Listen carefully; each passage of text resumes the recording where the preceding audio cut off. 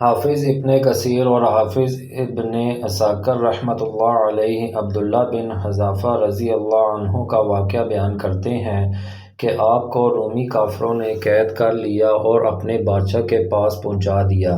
بادشاہ نے آپ سے کہا کہ تم نصرانی بن جاؤ، میں تمہیں اپنے راج پاٹ میں شریک کر لیتا ہوں اور اپنی شہزادی کو تمہارے نکاح میں دیتا ہوں۔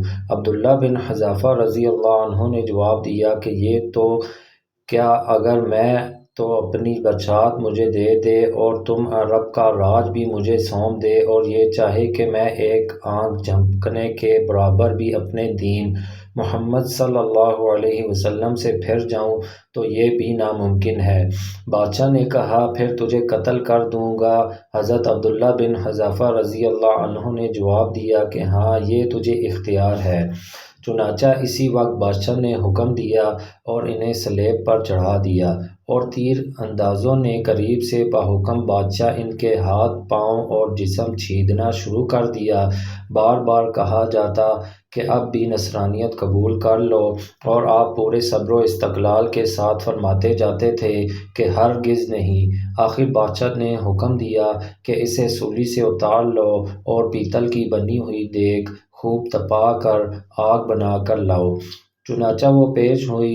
بادشاہ نے ایک اور مسلمان قیدی کی بابت حکم دیا کہ اسے اس میں ڈال دو۔ اسی وقت حضرت عبداللہ بن حذافہ رضی اللہ عنہ کی موجودگی میں آپ کے دیکھتے ہوئے اس مسلمان قیدی کو اس میں ڈال دیا گیا۔ وہ مسکین صحابی اسی وقت چالنر ہو کر مر گیا، گوشت پوست جل گیا اور ہڈیاں چمکنے لگیں۔ پھر بادشاہ نے حضرت عبداللہ بن حذافہ رضی اللہ عنہ سے کہا کہ دیکھو، اب بھی وقت ہے، بات مان لو اور ہمارا مذہب قبول کر لو، ورنہ اسی آگ کی دیگ میں اسی طرح تم بھی ڈال کر جلا دیا جائے گا۔ آپ نے پھر بھی اپنے ایمان جوش سے کام لے کر فرمایا کہ ناممکن ہے کہ میں اللہ کے دین کو چھوڑ دوں۔ اسی وقت بادشاہ نے حکم دیا کہ انہیں چرخی پر چڑھا کر اس میں ڈال دو۔ جب یہ اس آگ کی دیگ میں ڈالے جانے کے لیے چرخی پر اٹھائے گئے تو بادشاہ نے کہا کہ ان کی آنکھوں میں سے آنسو نکل رہے ہیں۔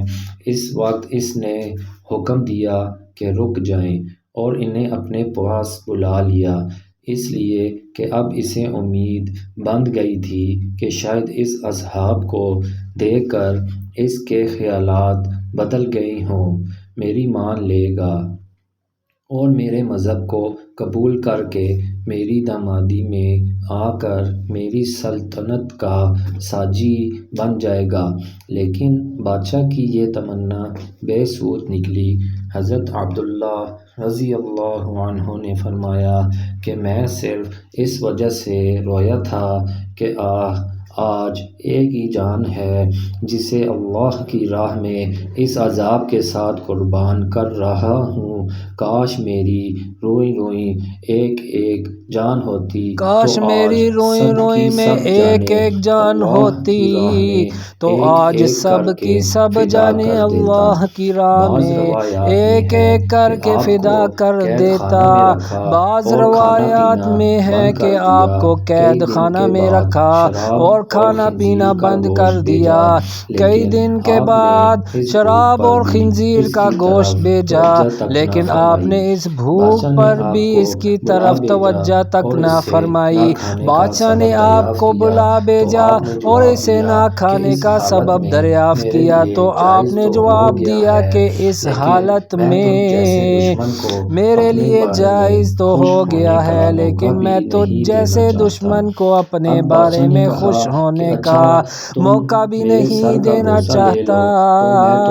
اب بادشاہ نے کہا کہ اچھا، تم میرے سر کا بوسہ لے لو تو میں تمہیں اور تمہارے ساتھ کے تمام قیدیوں کو رہا کر دیتا ہوں۔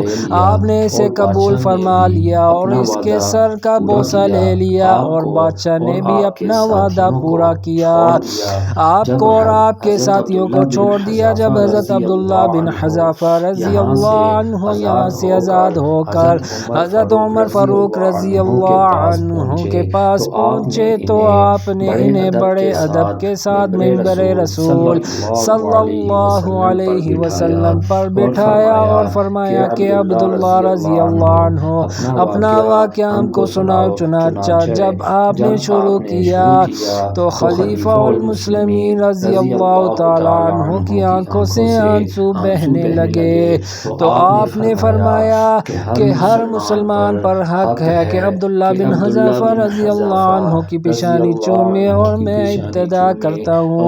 یہ فرما کر پہلے آپ نے ان کے سر کا بوسہ لیا اور پھر سب مسلمانوں نے